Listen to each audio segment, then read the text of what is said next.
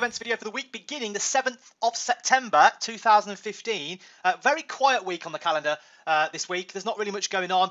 Monday the 7th, of course, was a US bank holiday, and as such, we'd never really expect there to be much volumes in the markets. European markets trading as normal, but generally when one of the big two, either the US or Europe, is off, liquidity is obviously a lot thinner than it is normally. So we're expecting, not really expecting much from Monday. The week kicks off on Tuesday, really, but there isn't really that much data. There's only maybe one or two big highlights for the week. So what we're going to do is we're going to go through each day one at a time, and we're going to look at exactly what's going on, so we can take a closer inspection. So let's take a quick look. First of all, we've got Aussie business confidence. There's no forecast for this. It's not really a massively anticipated figure. Data from Australia recently has been pretty bad, not good at all.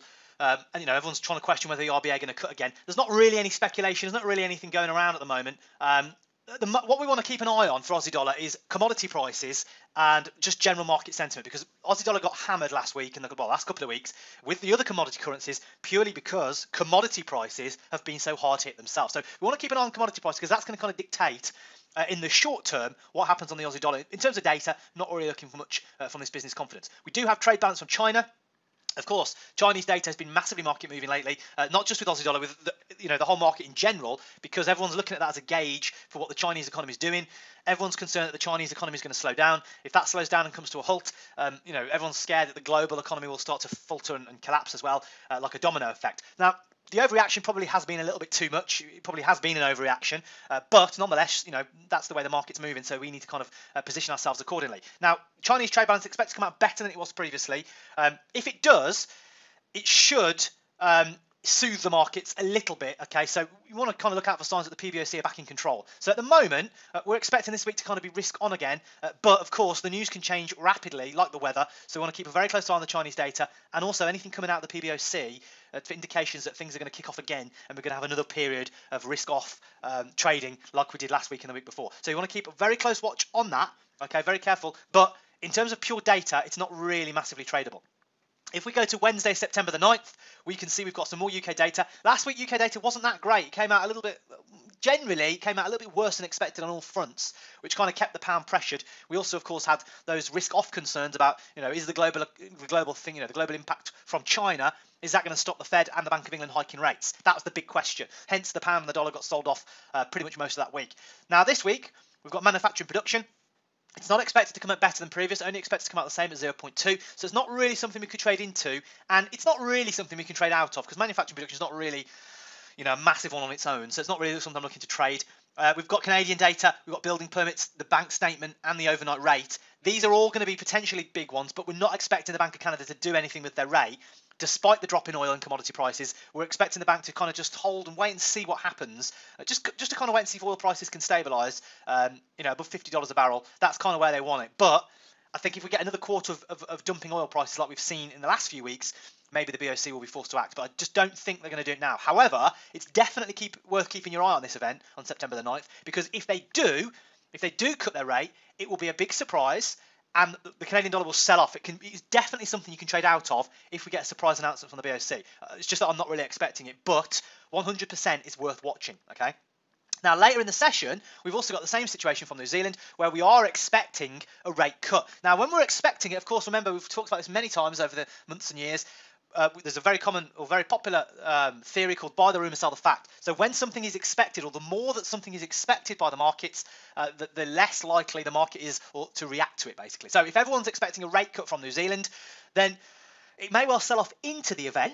So at the beginning of the week, we could see New Zealand dollar selling off into Wednesday, Thursday. But when that happens, you might get a little spike lower, but it's very unlikely you're going to get a big move lower, because the market, you can see here, is expecting it. Everyone knows that the rate cut's coming. So the only thing that's going to get the market selling off more is if it's more than a 0.25% cut. So if it goes to 2.5%, then of course, that could get the New Zealand dollar selling off more dramatically. Other than that, I don't really expect massive moves out of this. So you could possibly look to sell New Zealand dollar into this event here, like we have been doing that for the last couple of weeks actually. But just, there's only a few days left. If you're in Monday, Tuesday, maybe you can get some pips out of it, but don't look for hundreds of pips, because the closer the time comes, the less pips you're going to make. And certainly don't look for any massive moves out of it, because the likelihood is that it's going to be a buy the rumour, sell the fact, because everyone's kind of expecting the RBNZ to cut. But, could be some pips there if you trade it right. And if we move to Thursday, September the 10th, this is probably the biggest day of the week. This is the main event, really. We've got Aussie unemployment change, we've got the employment change, the unemployment rate, and, of course, we've got CPI from China.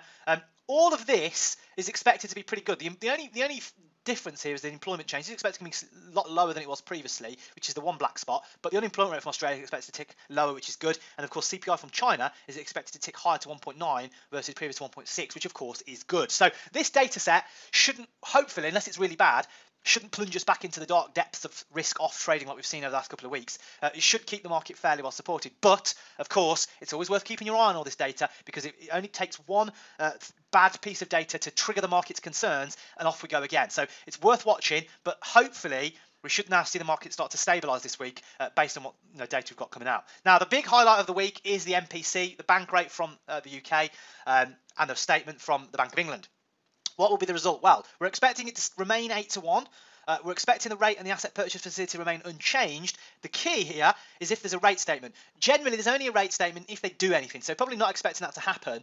But if there is, for some reason, then we want to just get any clues as to what the bank are thinking, how they're feeling about China. Is that going to put them off? As we stand, the Bank of England has made it very clear that the Chinese concerns are probably going to be pretty bad for the short term, but it doesn't change anything in their long-term picture. Maybe inflation will get hit in the short term, but they're still looking to hike rates around about the same time as they were before, and none of that has really changed. So we're expecting this event here to be fairly pound positive. Basically, if it comes out as expected, if it comes out 8-1 and no change, we could see the pound supported. This could be an opportunity to possibly trade the pound long out of this event as we see some recovery from the big sell-offs we've had over recent weeks. So that could be a potential good trading opportunity. Obviously, if there is a change, if there's some deviation, we need to revise what we're thinking, but that's what we're planning going into that event. And then, of course, we've got unemployment claims from the US. Not really a focus because it comes out so regularly. It's not really something we're paying too much attention to. If we come to Friday, again, the data, theme of the week has been very light in data. We've got US PPI and consumer sentiment. Not really anything that we're looking to be particularly market moving, particularly after NFP last week and the jobs data, which was pretty good. It's pretty supportive of the Fed possibly hiking this month in about 10 days from now. Obviously, the headline NFP was lower, but everything else was good. Average earnings was higher. All the data in between the headlines was good. The market, the jobs market was looking pretty solid after that data from Friday. And also the headline, August is always a lower headline.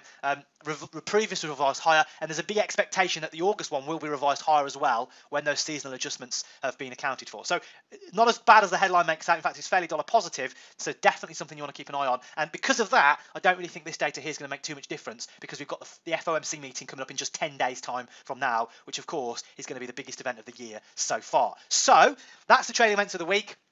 Couple of events. We've got Bank of Canada, Bank of New Zealand, possibly tradable. We've got the Bank of England, which could be tradable if it comes out as expected or even if there's a positive slant. But other than that, there's not really much going on in the